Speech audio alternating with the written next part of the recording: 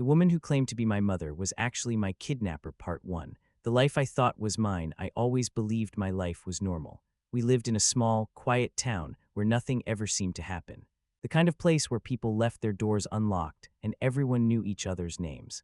My house sat at the end of a narrow street, surrounded by tall trees that blocked most of the sunlight. It always felt a little darker there, but I never questioned it. The woman I called my mother was named Claire. She was protective, very protective. At the time, I thought it was just love. She never let me go to sleepovers.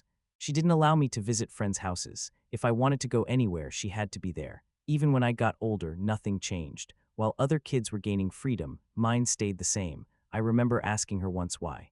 She told me the world was dangerous. She said people were cruel, unpredictable, and that I was safer with her. She always said it with a serious face, like she truly believed it. And I believed her too, because she was my mother, right? School was the only place where I felt something was different. Other kids would talk about their families, their childhood memories, relatives, old photos, funny stories. But whenever someone asked me about my early childhood, I never had much to say. It was like my life started later than everyone else's. I had no baby pictures, no stories about when I was younger than 5. Whenever I asked Claire about it, she would quickly change the subject. Sometimes she would say the photos were lost. Other times she would get annoyed, telling me it didn't matter. And after a while, I stopped asking. But deep down, something always felt off. There were small things. Like how she never invited anyone over, or how she avoided neighbors, or how she always seemed nervous when someone knocked on the door unexpectedly. One time, I came home from school earlier than usual. I found her in the living room, holding a box I had never seen before. The moment she noticed me, her expression changed instantly. She quickly closed it and forced a smile, acting like nothing happened. That moment stayed with me. It wasn't just what she did, it was how scared she looked. As I got older, the feeling grew stronger. Something wasn't right, but I had no idea how wrong everything actually was. The turning point came when I was 16. It started like any other normal day. I stayed late after school for a group project. It wasn't something Claire liked, but I convinced her it was important. She reluctantly agreed, reminding me to come home immediately after. That day I didn't, and that changed everything. While working in the school library, I noticed an old newspaper section near the back. It was mostly ignored by students, covered in dust and forgotten over time. Out of boredom, I started flipping through it. At first, it was just random articles, local events, accidents, small-town news. Then one headline caught my attention. It wasn't the title itself. It was the photo, a young child. About 5 years old, the picture looked familiar, too familiar. I felt something strange in my chest as I stared at it. I couldn't explain why, but it felt like I was looking at something I had seen before or someone I knew. I leaned closer, and then I saw the date. It was from 11 years ago. The headline read about a missing child, a kidnapping. The article explained that the child had disappeared without a trace. There were no witnesses, no suspects, and no answers. The case had gone cold over the years, but the photo, I couldn't stop looking at it because it looked exactly like me. Not similar, not close, exactly. Same eyes, same face. Same small scar near the eyebrow. My hands started shaking. It didn't make sense. It couldn't be me. I wasn't kidnapped. I had a mother. I had a home. I had a life. Right, I quickly checked the name in the article. It wasn't mine. At least not the name I knew, but something inside me refused to let it go. I needed to be sure, so I did something I had never done before. I took a photo of the article, and I went home. Claire was waiting for me. The moment I walked in, I could tell something was wrong. She looked angry, no more than angry, panicked. She asked why I was late. I tried to act normal, but my voice didn't sound right. My heart was still racing from what I had seen. I told her about the project. She didn't believe me. She kept asking questions, too many questions. It felt like she was trying to catch me in a lie. Then suddenly she stopped. Her eyes moved to my phone. And in that moment, everything changed. Because she knew. I hadn't even said anything yet, but she knew. That night, I couldn't sleep. The image from the newspaper kept replaying in my mind. The child, the article, the possibility. It was impossible, but it also made too much sense. All the missing pieces of my childhood, the lack of photos, her strange behavior, her fear, it all started to connect. Around midnight, I made a decision. I needed answers. And I knew exactly where to find them. That box, the one I saw earlier. Claire kept it hidden in her room. She never allowed me in there. But that night, I didn't care. I waited until everything was silent. Then I slowly walked toward her door. My heart was pounding so loud I thought it would wake her up. I turned the handle carefully. It wasn't locked. That alone felt strange. Inside, the room was dark. I used my phone light and searched quietly. It didn't take long. The box was under her bed, the same one. My hands hesitated for a moment. Something inside me didn't want to open it, like I already knew it would change everything. But I did it anyway, and the moment I looked inside, my entire world fell apart. Inside the box were photos, dozens of them, old photos, of a child, of me, but not the life I remembered. These were different house. Different people, different life. There were also documents, birth records, newspaper clippings, missing person posters, and one name, the name from the article. That was my real name, not the one I had been using all these years. My hands started shaking uncontrollably. My mind couldn't process it. It was true, everything. I wasn't her child, I never was, and then I heard it, a sound behind me, the door creaking open. I slowly turned around.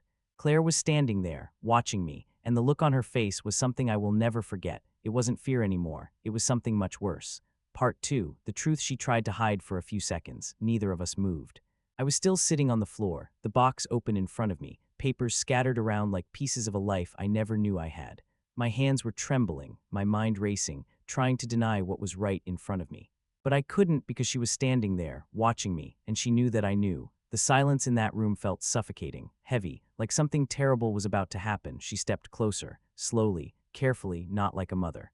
Like someone calculating their next move. I wanted to say something, anything, but the words refused to come out. My throat felt tight like it was closing. Finally, she spoke. Her voice was calm, too calm. She asked what I was doing. But it wasn't really a question. It was a warning. I tried to respond, but my voice cracked. My brain was screaming at me to run, but my body wouldn't move. She looked down at the box, at the photos, at the documents.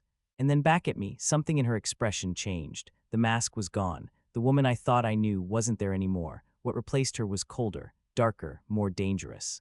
She moved closer again and slowly crouched down, reaching toward the box. I instinctively pulled it back, clutching it like it was the only thing keeping me grounded in reality. That's when her patience snapped. Her voice got sharper. She told me to give it back. I shook my head. That was the first time I had ever said no to her, and it felt like I had just crossed a line that could never be undone. The air in the room shifted. Everything became tense, unpredictable.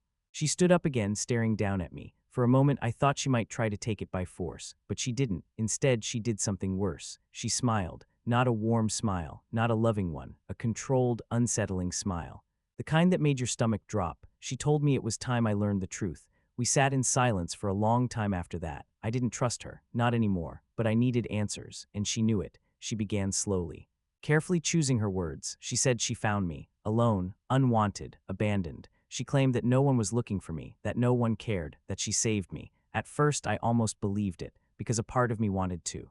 It was easier than accepting something worse, but then I remembered the article, the missing child, the desperate search, the family who never stopped looking. I pulled one of the newspaper clippings from the box and held it up.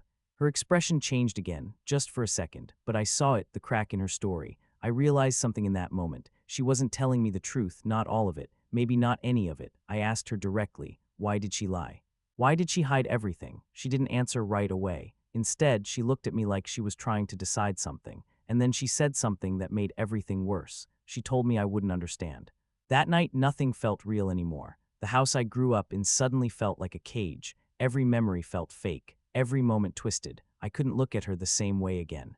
I couldn't even call her my mother anymore, because she wasn't, she never was. Over the next few days, things changed. She became stricter, more controlling. She barely let me out of her sight. It was like she knew I might leave. And she was right, because I was planning to. I had to. I couldn't stay there anymore. Not after what I knew, but escaping wasn't easy. She was always watching, always listening. Even the smallest movements felt risky, so I waited. I acted normal, pretended nothing had changed, but inside I was counting every second, looking for an opportunity. It came unexpectedly. One evening, she got a phone call. I had never seen her take calls like that before. She stepped outside, closed the door behind her, and for the first time in days, I was alone. My heart started pounding immediately. This was it. This was my chance. I didn't think, I just moved. I grabbed the box, took my phone, and ran. I didn't stop, not when I reached the end of the street, not when I heard the door slam behind me, not even when I thought I heard her calling my name. I just kept running, faster, further, until I couldn't breathe. Until my legs felt like they would collapse, until I reached a place where I felt slightly safer. A small gas station on the edge of town. Bright lights, people, cameras. I went inside immediately. My hands were shaking so badly I could barely hold my phone. I didn't know who to call, but I knew I couldn't go back. So I did the only thing I could think of. I asked for help. The police arrived not long after. At first, they didn't fully understand. My story sounded impossible. confusing, unbelievable, but then I showed them the box, the documents, the photos, the newspaper clipping, and everything changed. Within hours, everything escalated. They started asking questions, serious questions, about her, about me, about the past, and then one officer said something that made my heart stop. He recognized the case, the missing child, the one from the article. He said it was one of the most disturbing unsolved cases in the area, and now, after all these years, I was standing right in front of them, alive, but the story wasn't over, not even close. Because when the police went to the house, she was gone. Part 3, The Real Family, and the final twist. By the time the police reached the house, it was already too late. She was gone, no signs of struggle, no forced entry, no clear direction. It was like she had been preparing for this moment all along, and maybe she had. The house was searched from top to bottom, every room, every drawer, every hidden space. What they found only made things worse. There were more documents, more photos, more evidence, but none of it explained everything. In fact, it raised even more questions, because it showed something terrifying. This wasn't random. This wasn't a mistake. This had been planned, carefully. Over years, meanwhile, I was taken into protective custody. Everything moved fast after that. Too fast. Doctors, officers, investigators, all asking questions I didn't have answers to. They ran tests, checked records, compared everything. And within a short time, the truth was confirmed. I was the missing child, the one from 11 years ago, the one everyone had given up hope of finding, except they hadn't. A few days later, I was told something that didn't feel real. My biological family was still alive, and they had never stopped looking for me, not once. Meeting them was the hardest moment of my life, not because I didn't want to, but because I didn't know how to feel.